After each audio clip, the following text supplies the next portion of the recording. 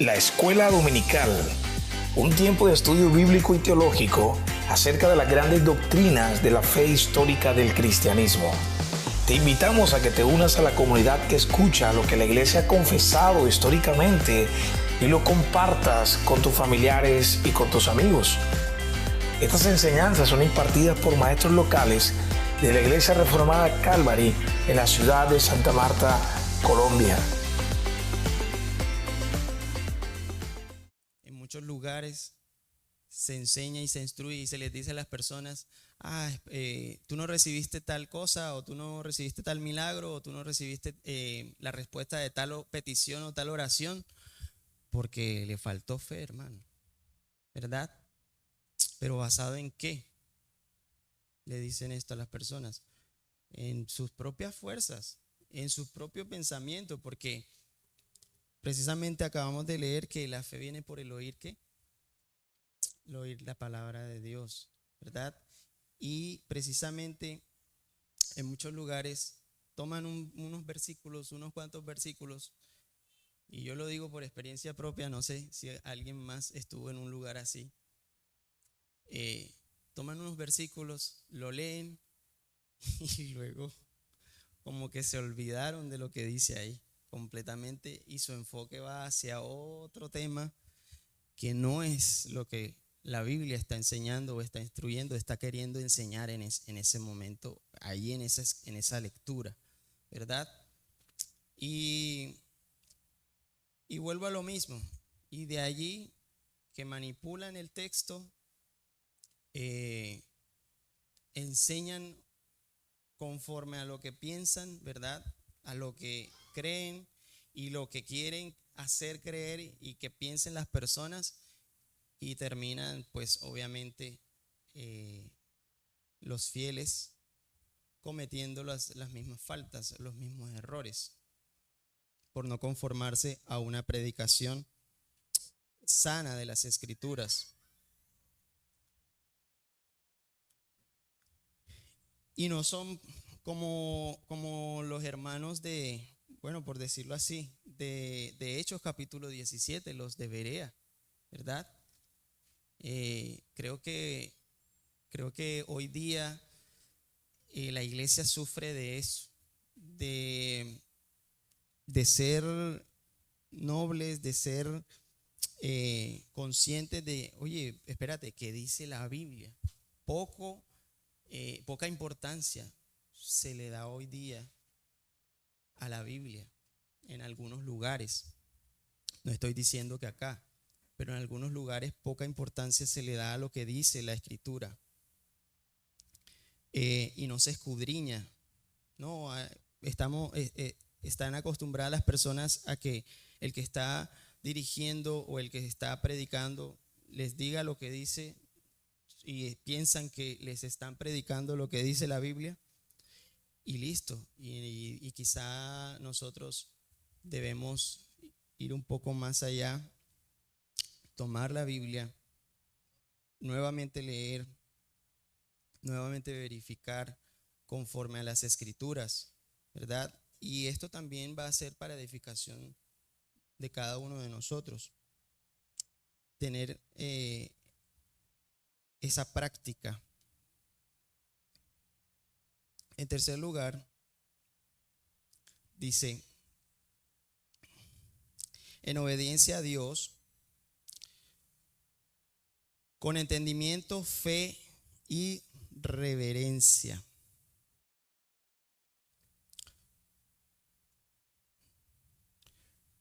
Seguimos con respecto a lo de la predicación. En obediencia a Dios, con entendimiento, fe y reverencia debemos hacerlo. Lucas capítulo 8.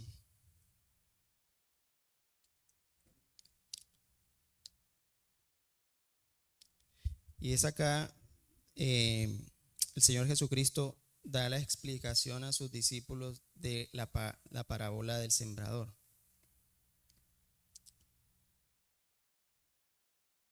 Vamos a estar leyendo desde el versículo 11 hasta el versículo 15. Lucas capítulo 8, versículo 11 dice, comenzando: La parábola es esta. La semilla es la palabra de Dios. Aquellos a lo largo del camino son los que han oído, pero después viene el diablo y arrebata la palabra de sus corazones, para que no crean y se salven. Aquellos sobre la roca son los que cuando oyen reciben la palabra con gozo, pero no tienen raíz profunda. Creen por algún tiempo y en el momento de la tentación sucumben.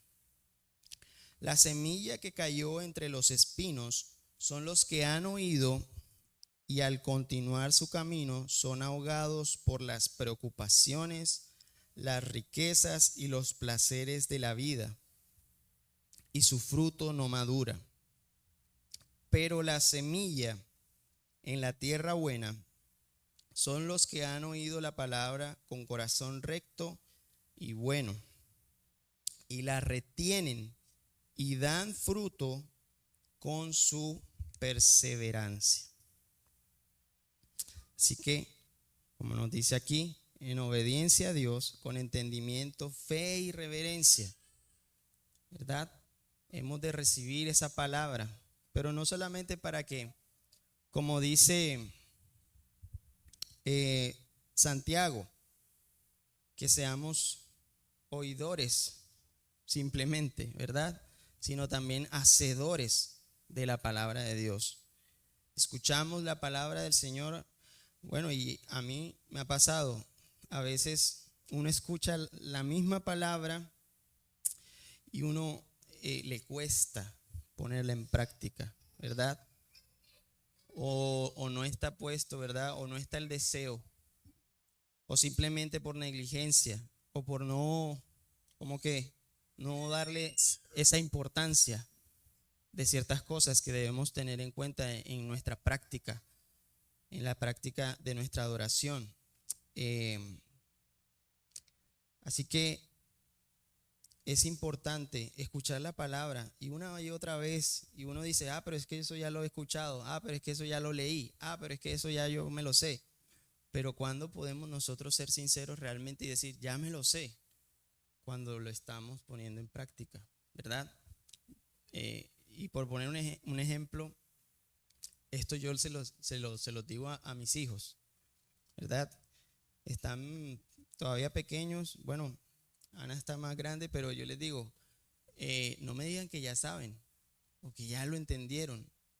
Yo les digo, cuando ya lo sepan y lo entiendan, es que ya lo están haciendo, ¿verdad? A veces se nos queda en nuestra cabeza o retumba en nuestros oídos ciertas instrucciones, ciertas enseñanzas, pero cuando ya lo hemos entendido, es cuando estamos marchando conformados a lo que Dios nos está diciendo en la Biblia, realmente, ¿verdad? Es allí cuando nosotros podemos decir, Señor, ya lo he comprendido o ya lo entiendo. Y quizá no lo vamos a hacer bien. No digo que lo vayamos a hacer a la perfección. Habrá momentos en que tropecemos, podamos caer, ¿verdad? Pero Él es fiel y el Señor es misericordioso. Seguramente nos levanta y otra vez vamos a intentarlo y otra vez vamos hacia adelante, ¿verdad? Creyendo que lo que dice la palabra del Señor es lo que debemos poner en práctica en nuestras vidas como norma y que hace parte de nuestra adoración. Porque una cosa es venir, ¿verdad?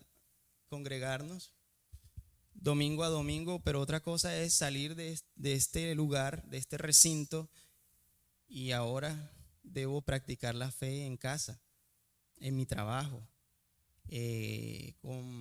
con mi jefe, con mis empleados.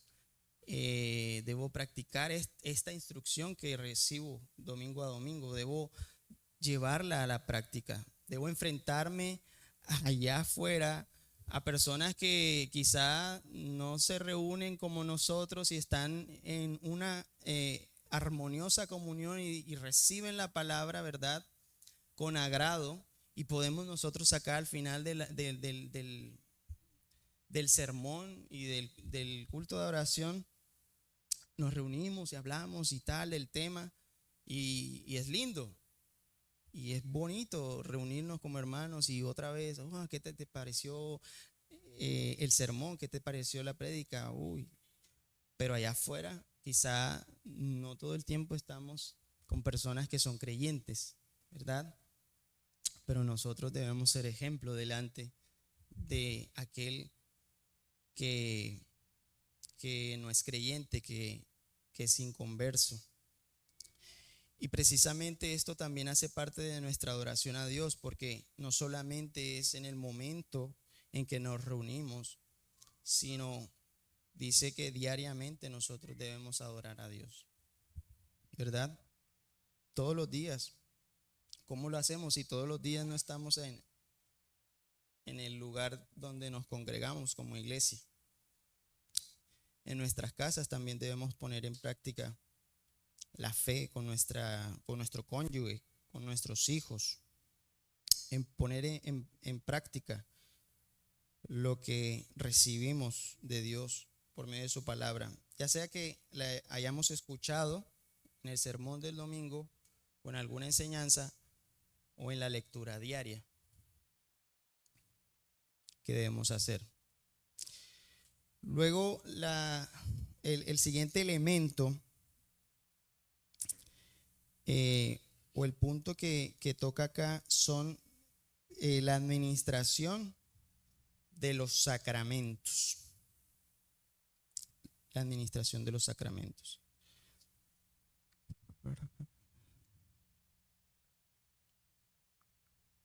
Dice, creo que me fui más allá. Sí. Sino que me fui por el orden que tiene acá. Sí, el cantar, dice el punto. La sección 5, cantando los salmos con gracia en el corazón. Eso es lo que dice. Cantando los salmos con gracia en el corazón. Aunque no sepamos cantar. Aunque digamos, uy, yo no entono, yo desafino. Pero debemos hacerlo, ¿verdad? Esto no está, no es algo ordenado solamente para los que saben cantar, ¿verdad? Es algo que está ordenado para la iglesia del Señor Jesucristo. Aunque no lo sepamos hacer o digamos, uy, mi voz sí es fea, ¿verdad? Debemos hacerlo. Porque es así como el Señor nos instruye en su palabra. Vamos a Colosenses capítulo 3, versículo 16. Si alguien me puede hacer el favor de leerlo para avanzar. Colosenses capítulo 3, versículo 16.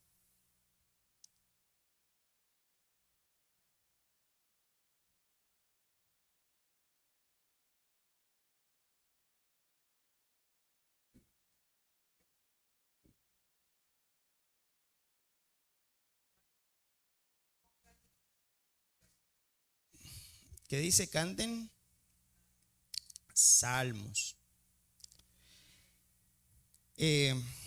Bueno, yo entiendo que este artículo de la confesión de fe, bueno, quizá algunos, o sea, es un poco debatible porque algunos van a tener cierta postura y otros no. ¿A qué me refiero? Porque la confesión de fe dice, o sea, todo el tiempo está hablando de cantar los salmos. Es decir, como de manera literal, cantar los salmos como himnos. Pero ciertamente hoy día, y digo por inspiración del Espíritu Santo de Dios, hay muchas personas que han compuesto canciones que no necesariamente literalmente es lo que dice un salmo, pero sí se conforman las escrituras, ¿verdad? Muchas de las canciones que nosotros acá cantamos en el culto de adoración, en el servicio de adoración, quizás no tenemos nosotros unos himnarios como de pronto en algunos lugares sí, o antiguamente así se usaba, eh, con literalmente lo que dice un salmo, y eso se cantaba, ¿verdad? Algunos, bueno, van a decir, no, es que así se debe cantar, y es que así se debe hacer el canto en la congregación. Pero ciertamente lo que podemos ver hoy día es que hay canciones que sí, acompañadas de instrumentos musicales, que realmente uno escucha y uno dice, bueno, esto no es lo que dice la Biblia. Claramente, si uno tiene un estudio de la Biblia diario, una lectura de la Biblia diaria, y está prestando atención a los sermones y a lo que dice la Escritura, uno puede, claramente uno escucha ciertos tipos de letras, cierto tipo de canciones que se catalogan como cristianas, y uno dice, bueno, pero esto no se conforma a lo que dice la Biblia, ¿verdad? En cuanto a las doctrinas que nosotros vemos a la luz de las Escrituras que estudiamos. Pero hay otras canciones que literalmente no son un salmo cantado, pero se conforman a lo que dicen las Escrituras, ¿verdad? Me está hablando de doctrinas centrales de la Escritura, exaltando a Dios, ¿verdad? Exaltando la soberanía de Dios, reconociendo el señorío de Cristo, hablan del Evangelio, y de esa manera pues nosotros podemos también cantar al Señor, ¿verdad? Porque, bueno, el estudio de la confesión, pues en cuanto a eso, dice, deben cantarse salmos. Y bueno, y conforme a lo que dice el salmista en el Salmo 47, dice, canten alabanzas a Dios, canten alabanzas a nuestro Rey, canten alabanzas porque Dios es Rey en toda la tierra, canten alabanzas con armoniosos salmos. Ahora, lo que podemos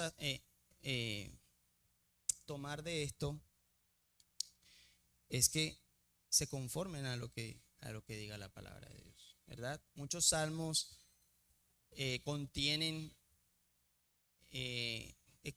exaltación o adoración a Dios por sus maravillas, ¿verdad?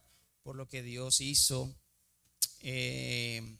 Muchos hablan acerca de la ley del Señor, de la palabra de Dios, de lo que ha dejado a su pueblo, ¿verdad? La instrucción para que le adoren.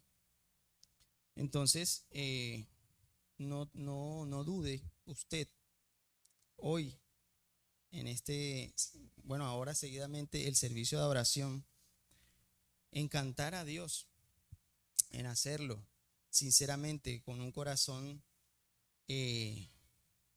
precisamente con gracia en el corazón, como dice este punto. Porque, bueno, ciertamente de Dios recibimos instrucción de que las letras de las canciones que nosotros cantamos, lo digo porque yo hago parte del grupo de la alabanza.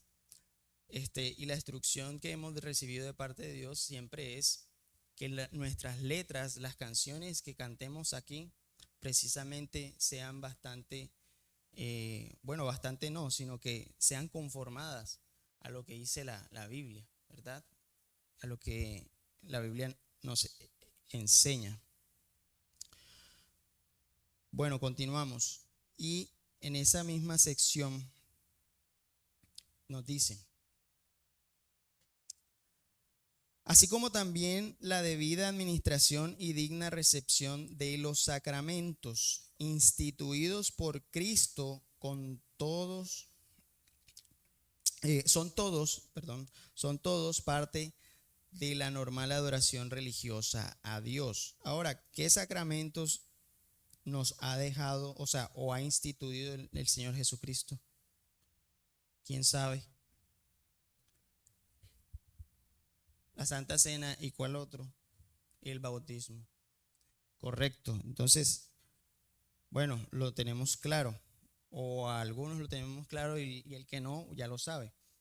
El bautismo y la comunión, la cena del Señor. Mateo capítulo 28, versículo 19. Ya sabemos lo que dice allí, o lo que el Señor manda a sus discípulos que hagan. Pero vamos a leerlo. Dice, vayan pues y hagan discípulos de todas las naciones. ¿Qué dice? Bautizándolos en el nombre del Padre y del Hijo y del Espíritu Santo. Lo ha instituido Cristo, ¿verdad? El bautismo.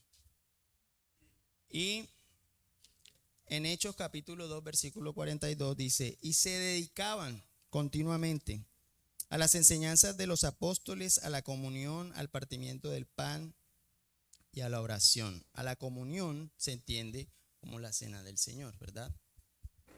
Esto de partir el pan, tomar el vino.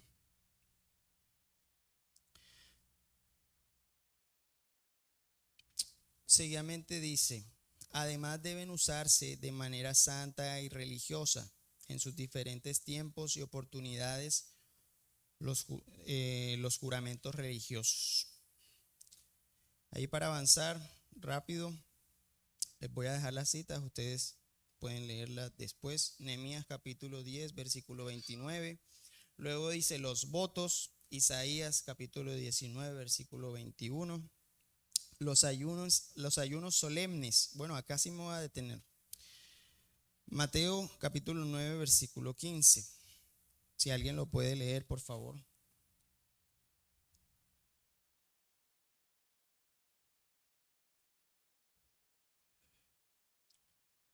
Mateo capítulo 9, versículo 15.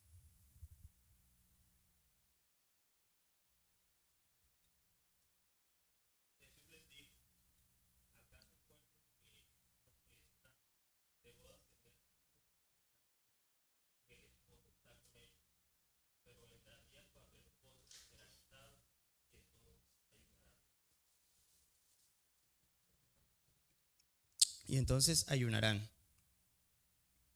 Ahora, claramente podemos observar lo que dice el texto. Y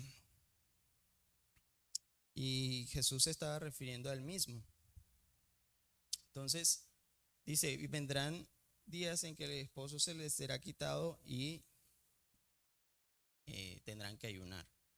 Ahora, no es algo que nosotros regularmente estamos diciendo o convocando, como yo sé que en otros lugares sí así lo hacen.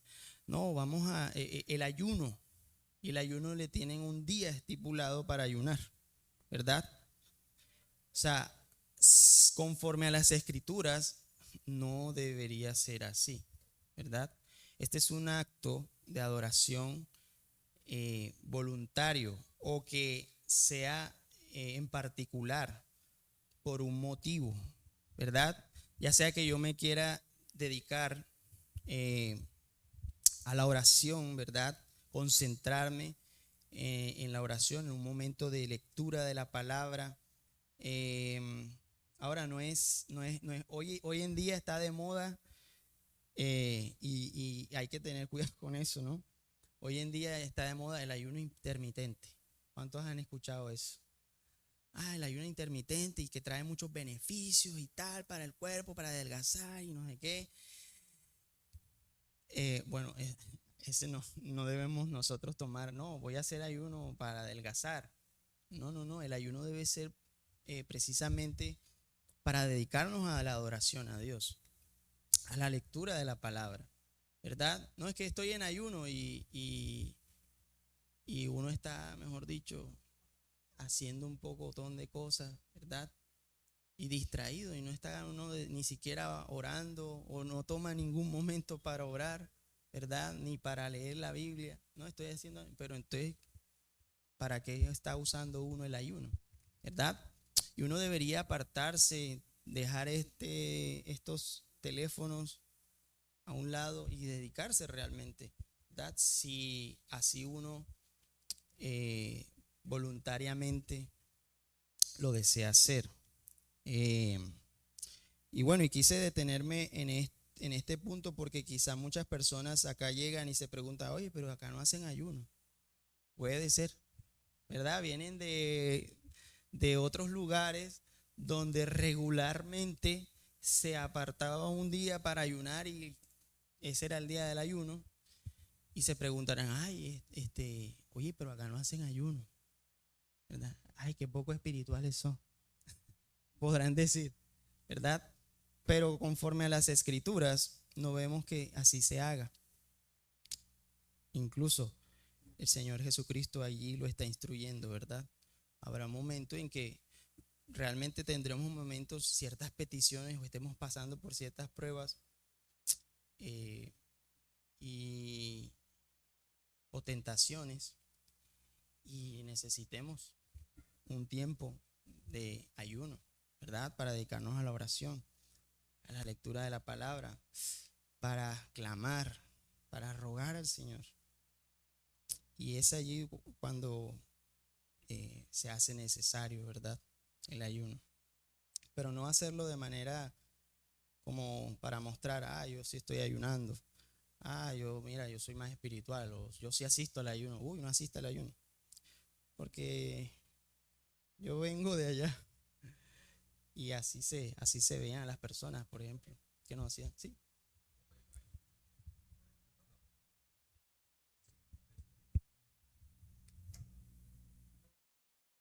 Hermano, el micrófono. Que hay, obviamente la palabra tiene un capítulo completo sobre el verdadero ayuno y sería importante siempre analizar ese verdadero ayuno. Pero en una forma de ayunar para nosotros, que no necesariamente tiene que ser dejar de comer, ¿cierto? Es ayunar las cosas que nos separan del Señor y que uno dice, bueno, es hora de tomar un tiempo que sea específico para el Señor, por ejemplo, entonces ayune celular.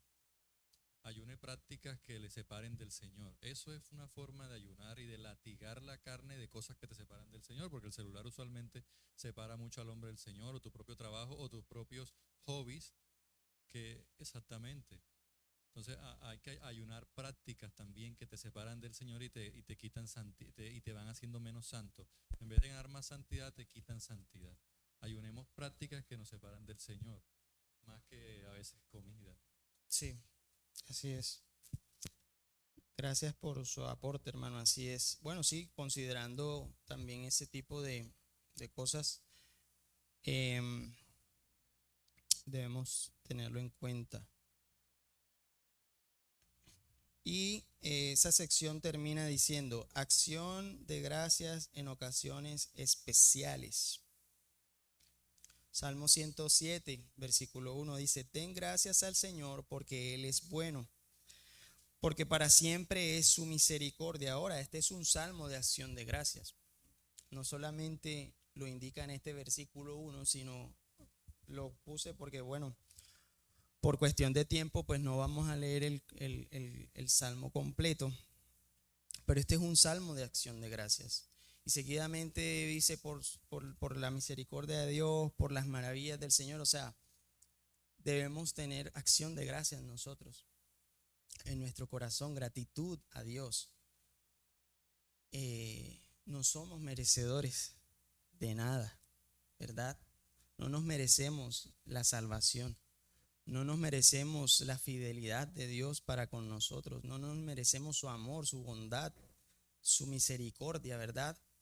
Debemos ser agradecidos, porque ciertamente Dios en su bondad y en su misericordia nos miró, ¿verdad? Pero no había nada en nosotros que pudiera Él decir, no, es que fulanito, mira, uy, qué bueno es. No, nada, no había ni una pizca de algo bueno en nosotros. Entonces debemos ser agradecidos. A veces uno espera como que le sucedan unas cosas asombrosas y bueno, sobrenaturales para uno agradecer a Dios. Pero el simple hecho de que uno despierte después del sueño de la noche es motivo de agradecer a Dios. No hemos sido consumidos, ¿verdad?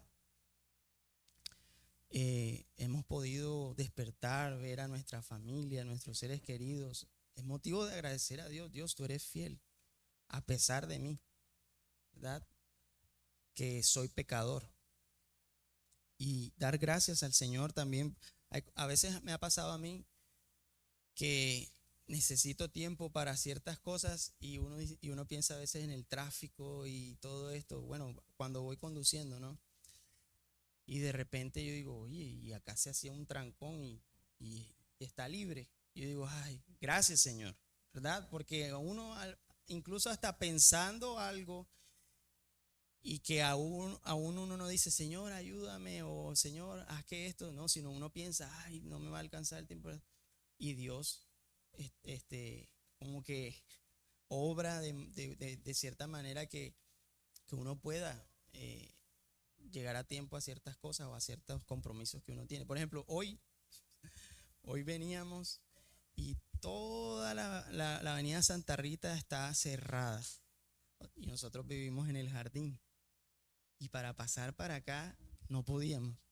Bajamos hasta allá, hasta lo que se conoce como el rumbódromo, y nos tocó regresarnos por toda la Libertadores y veníamos, ay, y eso que veníamos temprano y que no sé qué, veníamos hablando en el carro. Y yo dije, bueno, por providencia de Dios salimos más temprano, porque acá llegamos a las 8 en punto, ¿verdad? Y yo dije, bueno, o sea, hoy salimos más temprano, no estábamos enterados de eso para nada. Y por providencia del Señor, bueno, gracias al Señor salimos más temprano y no llegamos tarde. Podría decirse así, ¿no? Llegamos a las 8 en punto. Y gracias al Señor y pudimos darle gracias a Dios por eso, ¿verdad? Bueno, queda la sección 6. No sé si hay tiempo para abarcarlo. Si hasta ahora hay preguntas, hay comentarios, así es, pueden hacerlo. Si hay alguna pregunta, si hay algún comentario que deseen hacer. Sí.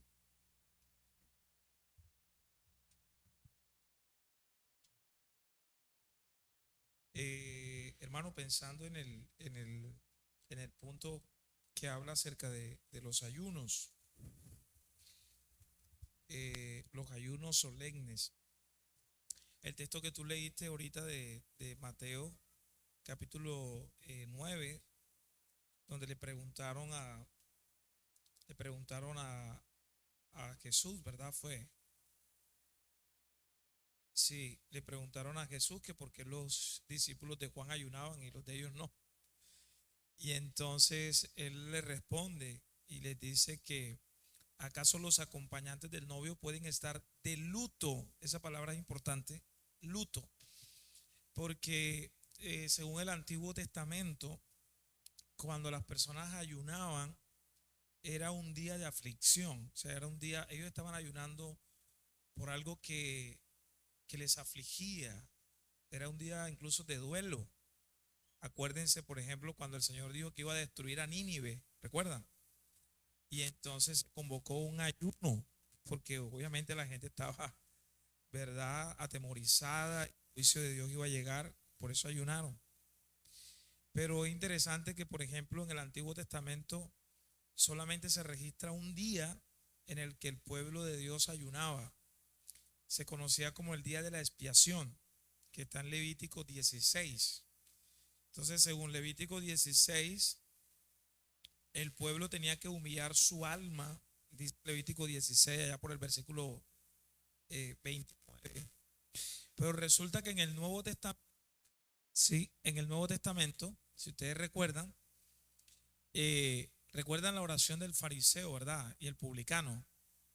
¿Sí recuerdan? El fariseo dijo que ayunaba 2 veces en la semana. Entonces, algunos dicen, bueno, ¿de dónde sacó otro día más? Recuerden que ellos buscaban era el ser reconocidos y que la gente los alabara de alguna manera externa por lo que ellos estaban haciendo. Es decir, que ellos agregaron un día más. Dos veces, ¿verdad? Este era una vez al año. Ellos agregaron 2 veces, no al año, sino 2 veces a la semana. Y en las prácticas que hoy vemos, quizás en algunos grupos religiosos, no ayunan 2 veces. A veces hasta, o sea, se nota de alguna forma como si fuera una competencia, ¿verdad? Algunos que ayunan una semana y se dice, no, hermano, yo ayuné una semana. Y el otro dice, no, yo ayuné 2 semanas. Y se nota como si fuera como una competencia. Y a la final pues también se le ve también esa, o sea, como dice el Señor, no muestres si estás ayunando, pero lo que uno ve en algunos grupos es que ellos muestran que están ayunando y que están débiles y que no han comido absolutamente nada. Entonces, pensando en eso, ¿no? De que sí debe de el pueblo de Dios reunirse en momentos solemnes, especiales, donde podamos, ¿verdad?, convocar de alguna manera el poder ayunar. De hecho, he escuchado a algunos pastores amigos que a veces necesitamos ayunar, vamos a ayunar, invitan a las personas a ayunar, pero cada persona de manera particular, individual, si lo quiere, pudiera ayunar, pero hay que preguntar es, ¿por qué voy a ayunar? Porque a veces también uno escucha supuestos testimonios de personas de que, hermano, ayuna para que el Señor te regale la casa. O no tienes trabajo, hermano, ayúnale al Señor para que veas cómo Él te da el trabajo. Pero esas no son causas como legítimas a la luz de la Biblia por las que tú debas ayunar. Te quería hacer ese comentario. Gracias, pastor, por su comentario. Bastante diciente, sí, es verdad. Gracias. Buenos días. Quería también hacer una pregunta con respecto al ayuno y es que estaba buscando, pero yo soy como un poquito malita retengo parafraseo las partes, pero no me acuerdo exactamente dónde está. Cuando el Señor le dice que esta generación sale con oración y ayuno, a esa parte yo nunca la he entendido bien. Entonces yo quería que me explicara y también como lo que decía el pastor, exclusivamente uno por qué debería de ayunar, ¿sí? Entonces son cosas que a mí me tienen un poquito como confundida, porque yo antes asistía a una iglesia, casi todos, antes de conocer la Reforma, y allá ayunábamos como algo así parecido, ayunemos por esto, ayunemos por aquello, pero no exactamente se daban las cosas. Entonces quiero que me expliquen por qué en la palabra está esa parte que Jesús dice y habla de esta manera, que esto sale, era como un espíritu que salía, era con oración y ayuno. De que había un endemoniado. Sí.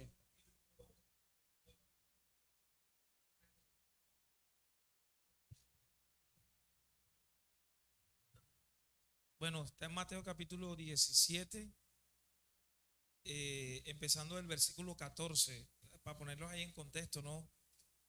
Hay un joven, un muchacho epiléptico, y resulta que dice el texto que cuando llegaron a la multitud, es decir, había una multitud, se acercaron donde Jesús, buscando, ¿verdad?, que alguien les ayudara, porque el hijo, dice el texto, de este hombre estaba sufriendo de epilepsia, y dice que sufría terriblemente, que muchas veces caía en el agua, otras veces caía en el agua, en el fuego, y por el texto, o sea, esta persona buscaba hacerse daño. Entonces resulta que dice el texto que lo trajeron a este joven donde los discípulos, y ellos no pudieron expulsar al demonio. Entonces en el versículo 17 específicamente dice que Jesús respondió: oh generación incrédula. Escuchen eso. Oh generación incrédula y perversa, ¿hasta cuándo estaré con ustedes? ¿Hasta cuándo tendré que soportarlos? Tráiganmelo acá. Jesús lo reprendió y el demonio salió de él. Y el muchacho quedó curado desde aquel momento. Entonces los discípulos, llegando donde Jesús en privado, le dijeron: ¿por qué nosotros no pudimos expulsarlo?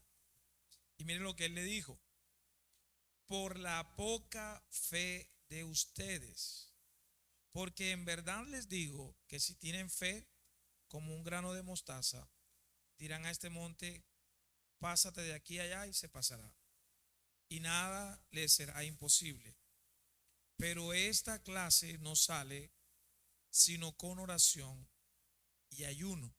Entonces normalmente ese versículo 21, pero esta no sale sino con oración, esta clase no sale sino con oración y ayuno, algunos lo interpretan diciendo de que esta clase de demonios no sale sino con oración y ayuno. Pero ¿qué es lo que está reprochando el Señor Jesucristo de los discípulos?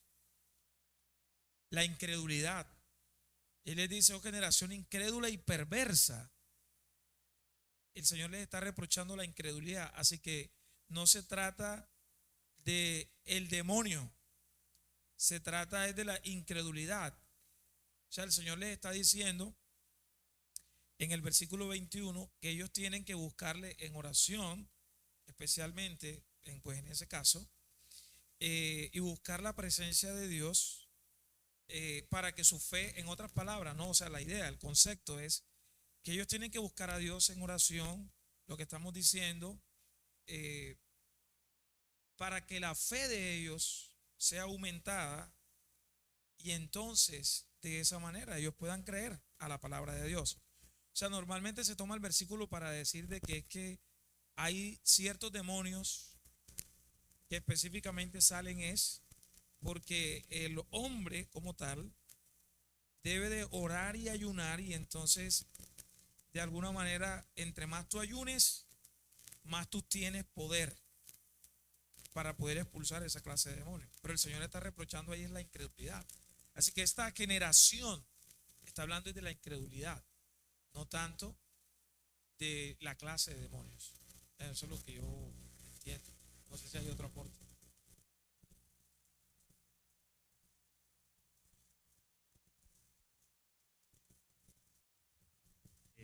Bueno, yo también tenía la misma duda que la hermana. Hasta un día que escuché también alguien que interpretó y habló acerca de eso. Y es lo mismo que dice el pastor Edinson. El contexto era que Jesús en ese estaba, creo que subió al monte donde se transfiguró, ¿verdad? Que estaba solo con 3 discípulos. Los otros quedaron, y ese papá, desesperado con su hijo, fue hasta donde esos discípulos que estaban allí, y les llegó el hijo. Y ellos empezaron a orar por él, pero no hubo mejoría. Y cuando Jesús baja, encuentra que tienen a los discípulos ahí, o sea, como que hey, no han solucionado, o sea, el muchacho está, y creo que estaba hasta peor de lo que el papá lo había llevado en ese momento. Entonces Jesús, al ver esto, ya su tiempo se estaba acabando, por decirlo así, en el tiempo que él duró acá en la tierra. Entonces él dice: bueno, ya yo preparé a estos discípulos, ya ellos han escuchado el mensaje, ya saben qué hacer, porque ellos están conmigo y están siendo preparados. Entonces como que vemos que como que Jesús dice: bueno, pero ¿por qué no han podido si ya ustedes saben qué deben hacer? ¿Cierto? Entonces es donde él dice que esta generación, ¿cierto? A veces, bueno, a todos nos atañe esto, porque a veces nosotros estamos y hay situaciones en las que a veces no sabemos qué hacer, pero en la Biblia está qué debemos hacer, ¿verdad? Y entonces, bueno, la idea es precisamente la que dijo el pastor Edinson, de que no es lo que estaba atormentando a ese joven en ese momento, no es el demonio que estaba en el joven en ese momento, sino la manera en que los discípulos respondieron a esa situación como si no supieran qué hacer, y ya habían tenido una capacitación previa, ¿no?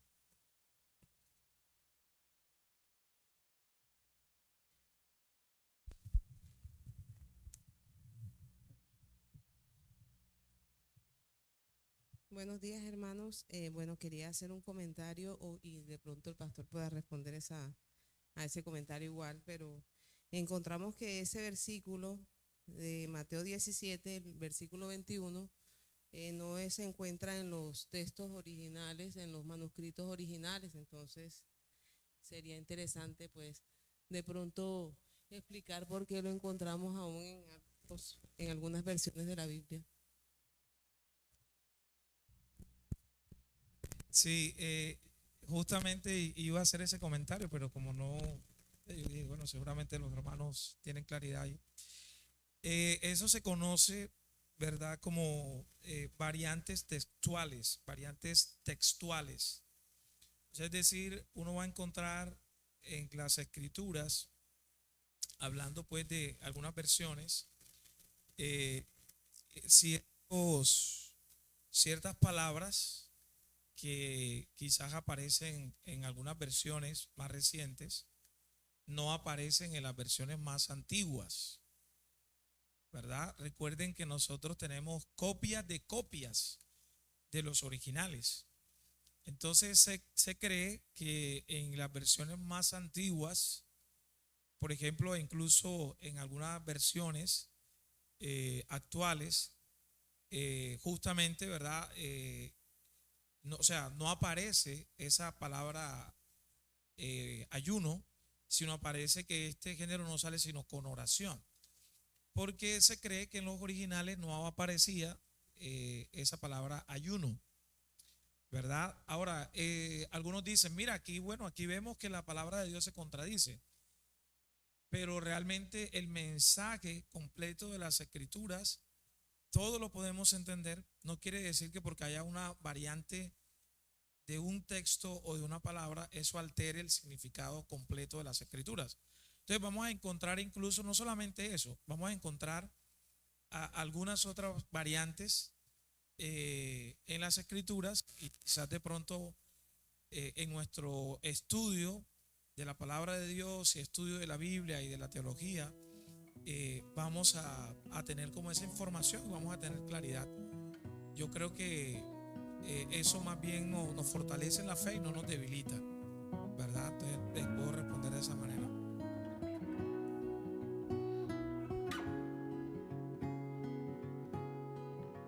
Gracias por acompañarnos en este episodio de la Escuela Dominical. Esta iniciativa nace de la necesidad de enseñar todo el consejo de Dios y fortalecer nuestra fe a través de su palabra. Te invitamos a seguirnos en nuestras redes sociales y a visitar nuestra página web en www.iglesiacalvary.co para más recursos y contenido edificante. Tu apoyo es fundamental para que podamos continuar con esta misión. Hasta la próxima y que Dios te bendiga.